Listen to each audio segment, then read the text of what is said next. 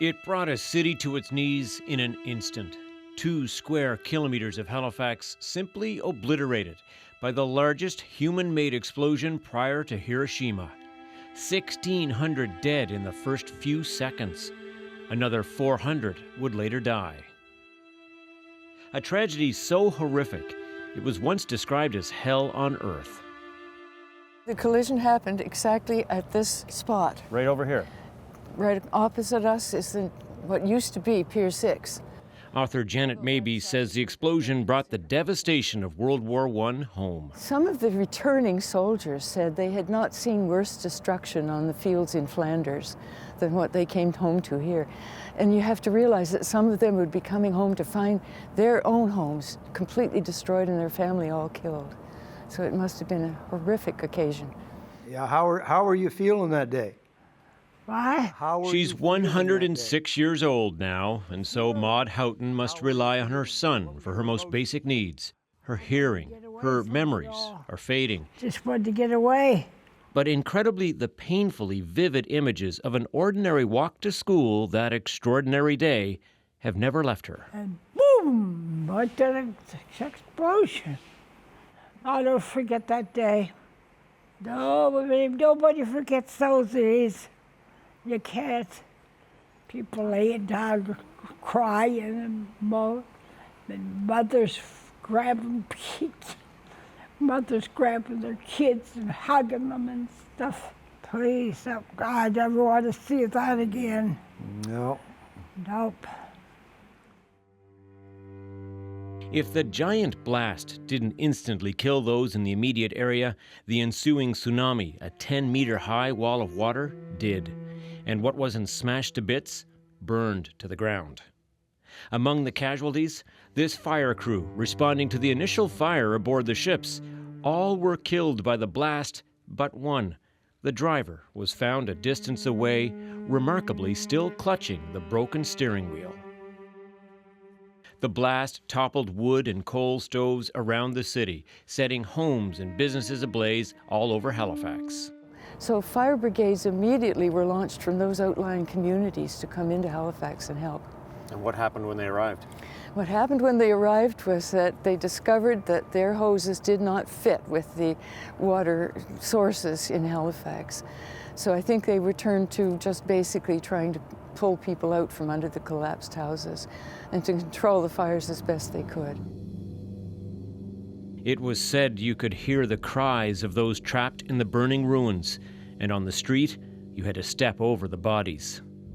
Of the dead, 500 of them were children. Another 9,000 people were badly injured by flying glass and debris, charred, horribly disfigured, blinded.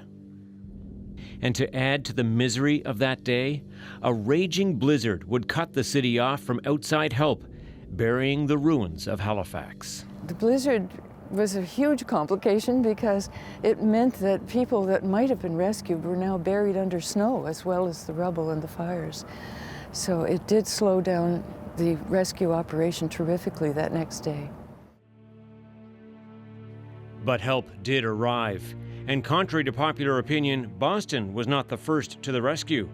Trains came from surrounding communities, but they couldn't get right into the city because of the twisted tracks.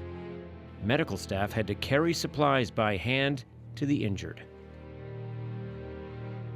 There were many never even found because there was a tsunami, a wave of water that came up the shore on both sides and washed away numbers of people who were never seen again.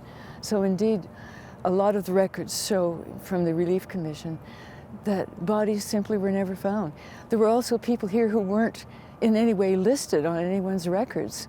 So we never really will know for sure the number of actual deaths from that explosion.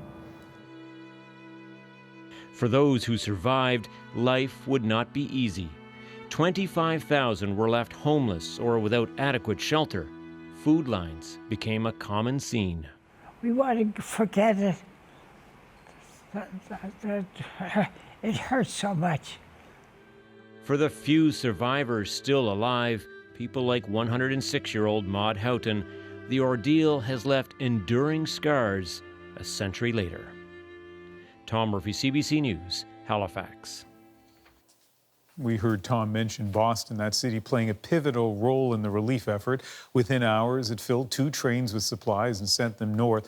And the help kept coming in the weeks that followed. As Paul Hunter tells us, to this day, the cities have a special connection. In downtown Boston, the final few touches on an annual thank you to Boston with love from an ever grateful city of Halifax. The backstory is familiar to many, that mega explosion flattening so much of Halifax. But less familiar, the urgent call for help that was answered by Boston's nurses and doctors who raced north to help as many Nova Scotians as possible. And they helped countless. This month, 100 years later, Nova Scotia came to Boston. And at Massachusetts State House, it was a night to honor Boston's century-old goodwill. You, as Bostonians, as Massachusetts, responded to our call and came to the aid of our city and to our province. Premier Stephen McNeil, among the many Canadians here to celebrate and remember. With them, an American-born daughter of 2 Haligonians. As children, Beth Thompson's parents survived the Halifax blast. It changed their world. All those wounded led her mom into a life of medicine. And, like mother, like daughter. You became a nurse because of your mom, and your mom became a nurse because of the Halifax explosion. Yep. That's why I became a nurse. My mother would tell me all these things and how important it is to take care of people. And in fact, just standing here talking to you, I'm doing homage to my parents and my people. I mean, I have lots and lots of relatives in Halifax, you know, and it's really very emotional for me. Hard to say that in words. Meanwhile, over at the Massachusetts Eye and Ear Infirmary, we caught up with Joan Miller, a Canadian doctor practicing in Boston with a keen interest in that explosion. For all those doctors and nurses who went up from Boston, she tells us, the terrible circumstance in Halifax was an immeasurable learning experience. Lessons they brought home that improved the treatment of eye injuries and, to this day, the medical care of children. Absolutely. I mean, you can't even calculate the number of people that were saved out of that, because it really created a whole new field and allowed us to care for children in different situations. They mobilized extremely quickly. Now, as Boston shows off its memories of that time, the care given, the lessons learned, it's to a still grateful province. The people of Boston came to our rescue. It is an enduring relationship that has stayed through this entire time. As for that tree, it even had its own Twitter page, chronicling the journey from Inverness County, Cape Breton Island, all the way to Boston, which, by the way, this year ended with an added permanent marker for it in Boston Common. And that night, this year's giant thank you. Exploding in light in Boston Common, Nova Scotia remembers, always. Paul Hunter, CBC News, Boston. We also want to tell you about a new online feature that places you inside the events of December 6th, 100 years ago. The First World War still rages, and Halifax is an important hub and far from danger. At least that's what everyone thought. CBC News has launched a new, exclusive, interactive experience. Go back with Adrian Arsenault to the day of the Halifax explosion and experience the story for yourself in 360. From the sights to the sounds, be there to see what went wrong.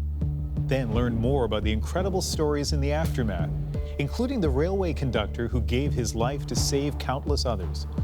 Check out the 360 experience on desktop, mobile, and headset. cbcnews.ca/Halifax Explosion.